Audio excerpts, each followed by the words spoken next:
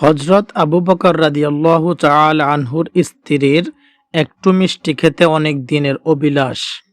পয়সা তো নেই, তাই খলিফা যা আনেন তা থেকে একটু একটু করে বাছিয়ে বাছিয়ে কষ্ট করে কিছু পয়সা জুগিয়ে একদিন মিষ্টি আনবেন। খলিফাকে বললেন, একটু মিষ্টি আনো।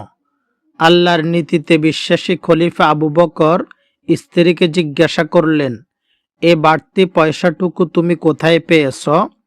স্ত্রী বললেন, প্রতিদিনে তুমি যা আনো তা থেকে একটু করে বাঁচিয়ে বাঁচিয়ে এইটুকু রাখলাম। আবু বকর রাদিয়াল্লাহু তাআলা আনহু বললেন, সর্বনাশ!